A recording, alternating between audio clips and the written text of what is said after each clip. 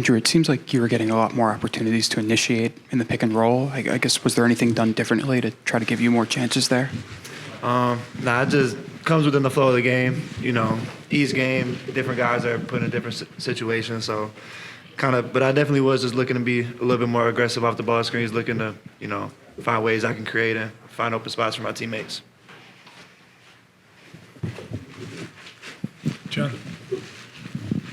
John, I think it's 56 points now in the last two games combined. What's been the biggest thing that's been really going right for you these last couple games?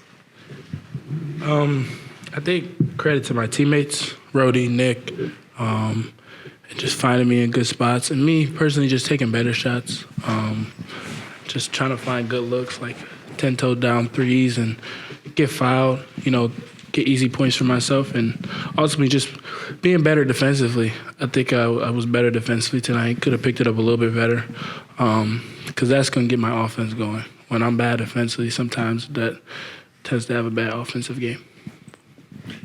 Ben. John, you mentioned your defense. I know you were on Martinelli for a little bit at times. What makes him a tough cover, and how did you try to frustrate him tonight? A little bit. I thought I was on him a lot. But, no, he's all credit to him. He is who he is. He averaged 20 points, like all-league player, because how hard he works. There's no secret to his game. It's just he just works hard. All credit to Coach Crab with the hell of a scout this week. Like, he just keeps working. Shot goes up. He's trying to go get the rebound. He's trying to duck you in every single play. So I just knew I had to match his energy and come out fighting and hit him first. Nick up front and then one in the back, please. Yeah, Andrew, kind of going off that playmaking, you guys had, I think, 15 assists, no turnovers, and 15 out of those 17 made field goals in the first half. Just how important is kind of that ball movement, unselfishness? How does it unlock the offense? Yeah, it's really important. That's something that the coaches harp on every single day, just moving the ball against sides. Just because we're so talented offensively, as soon as we get an advantage, we can take advantage of that. So we're just trying to get the ball moving, get them behind us, and then, if we keep making teams pay like that, we're going to be special. Right there, please. Nick, you had 18 of your 20 points in the second half. Were there any adjustments that you feel like you made after the break to get going on the offensive end?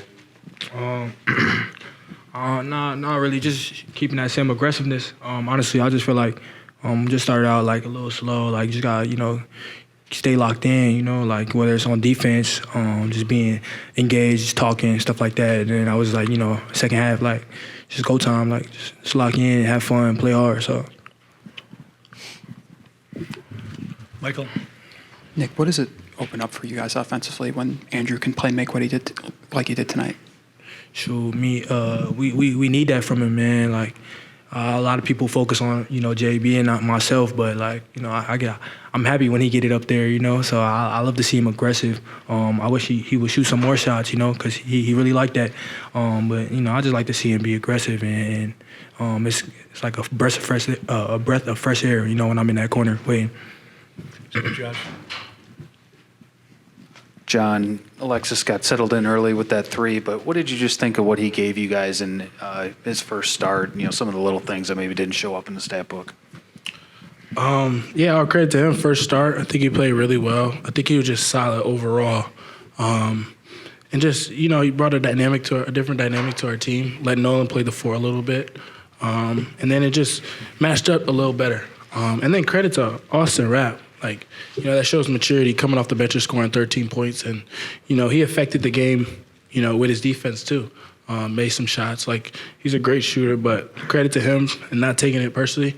A lot of guys, take it personally that they got put out the starting lineup and, soaked. But he came in with great energy. He was good all practice when the adjustment was made. And, the result is him having a good game tonight. 55 points in the first half on your 55th birthday, not too bad. What do you feel like was the biggest thing that was going right for you guys in that half on the offensive end?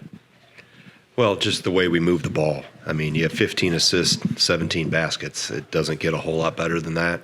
I thought we were really sharp. We were good in transition. When we did get in the half court, I thought we didn't over dribble very much. We got the ball moving, and obviously we played really efficiently. So that's as I told the team, that's how good we can be We've shown it in spurts, and now the challenge is you chase consistency because the second half we weren't nearly as sharp. So lot to like, but a lot to build on too, and a lot to get better at. Josh. Coach, John mentioned he thought Austin did a good job of not going to the bench personally and playing well tonight. First, what was the move? Just matchup based, and what did you just think of the way the Rap responded to that? Yeah, there was multiple reasons why. Matchup was one of them. I think keeping or putting Nolan at the 4 a little bit is more natural for him. I think it gives us scoring punch off the bench, which we haven't had. I don't think we've had enough of it. And it also, Austin's got to get better. There's some things there, and I thought we would be a little better physically and on the glass and defensively in the paint, and we were. So we just got to keep helping guys get better. So I thought Aussie responded to it well. I thought did a good job of driving, playing off 2 feet. Scored one, had an assist, I think, on the other one. In the first half, he did a lot of good things. So that's what we got to continue to build on and get more of that from him, because obviously we all know he can shoot it. It's the other things that I want to see him add to and improve in his game. Michael. Just a quick follow-up to that. Is this lineup configuration something that you see as something that's long-term, or just... I don't know. I'll watch Marquette late tonight and see if it. I haven't seen a single second of Marquette yet, so I don't know. We'll see. It was a lineup thing, a matchup thing with Martinelli, for the most part, but there were multiple reasons. I mean, I just went through them all there with Evan, but we'll see. I mean, I don't get too wound up in who starts. Obviously, Aussie played more minutes than Alexis did, even though Alexis started. But as long as whatever's best for the team is really how I look at that. And if that's a matchup, I won't play musical chairs. But I thought Alexis didn't do anything to discourage me from starting him again. So, but we'll see what matchups dictate a lot of that. Also, Andrew was getting a lot of opportunities in the pick and roll, and obviously he's a great passer. But is that something that you pushed him to do a little bit more, or is that just how the game kind of flowed? No, I think that's just how I learned in June when he first got here. When we were doing our summer workouts, I felt just watching him, passing was highly or most likely his best skill of many skills, but I thought he was an exceptional passer, really felt comfortable with the ball in his hands, in ball screens, liked playing fast with it, made good decisions. His size and his ability to periscope over the defense at 6'5", 6'6", and find people, that's a really good skill that he has, and with the ball in his hands. And so 7 assists, no turnovers in the first half. Like I said, I thought he was exceptional in terms of igniting a lot of points for us. Ben. Greg Johns, since he got here, has always been one of your probably more aggressive defenders. How has he been able to kind of keep that tenacity up while still elevating his scoring and being kind of that dual threat for you guys? Yeah, I think he's gotten better. He got on the floor as a freshman with just effort and his defensive ability, and didn't, try to chase scoring like some young players do, and that got him on the floor as a freshman, and he's continued to improve his game. I think he's changed and modified his body in a good way. He's leaner, he's a little quicker, he's pretty strong, and he's really unselfish. And I think he's pretty efficient. I thought he did a really good job on Martinelli tonight when he was matched with him. He kept the ball out of his hands, so he's, he just wants to do whatever it takes to help this team win, and obviously in both ends of the floor he was really impactful. It seemed like ball screens, probably on both sides of the ball, were something that maybe was something that was kind of falling short in San Diego. Kind of where did you feel like, kind of going off of Michael's question, where have you kind of seen that ball screen game kind of improve in this last week? Well, I mean, we worked on some things. We watched, took what we learned from the film, specifically with the TCU game, and I didn't feel we I didn't feel we did a good job from a coaching staff standpoint, and that it's all at me, of really giving them the best snapshot of what that game was going to be like.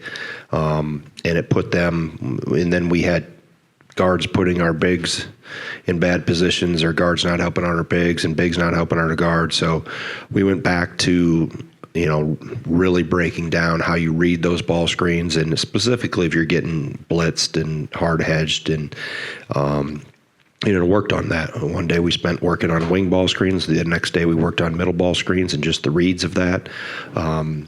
And that's where we had to get better. But I felt I was not happy with myself or our staff in terms of even during that game. I just did not feel that we were ready, and we didn't do a good job of helping our guys put them in position to be able to attack that a little bit better. And it's a learning opportunity for everybody.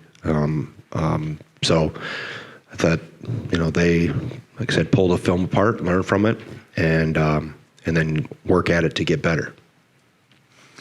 John just hit the 1,000 point threshold. You cracked the top 50 in program history in points. Can you just kind of speak to what it's been like watching him grow the last 3 years, and then also kind of how he could be sort of this special player for this program? Yeah, I mean, his story has been well written, I think, or been told that, we were the only high major to recruit him. First time I saw him, I liked him. I liked how he played. But I think the thing with John is his personality. He's a consummate teammate. He's a really good, confident communicator with me. We talk a lot on those little side breaks when he's standing by me, or in the huddles. He'll come to me early, and I think he just has a confidence about him and a trust. I have an exceptional trust in him, and he does with me, and that's what you have to have when you have a leader like that and an experienced player, and you trust him and you trust what he says and the suggestions he has. And then you hold him accountable and keep pointing out areas he has to get better at. But he's a worker. He's in the gym a lot. He's made himself into a really good player. And he's playing on a really good team. So I'm just happy for him because he's put in a lot of time and he's overcome a lot of doubters that when nobody else was lining up really to recruit him. So I never get too wrapped up in who else is recruiting somebody when we're in that. You trust your eyes, you trust your gut, and it obviously has served us well with him. We got one question, one more. Michael. Obviously, you talk about ball screens. Andrew can be a real plus there. How does he maintain, though, the same consistent, usage that he got today throughout the year? Well, I mean, the biggest thing is making sure we move the ball so everybody's getting touches like we did in the first half. And that second half, we have 11 baskets, only 4 assists. The ball didn't move near as well. So when the ball moves, everybody gets opportunities. It's a pretty equal opportunity offense. And I didn't think we kept our pace. And part of that's Northwestern. We knew they weren't going to lay down and just quit. They got a little choppy at times with the play and fouls and things like that. And it's hard to keep a rhythm that good like we were in the first half for 40 minutes. So that's the challenge. Can we do that for 25? Can we do it for 30? But the biggest conduit of that is the ability to really move the ball with minimal dribbles. And when we do that, we're hard to keep up with.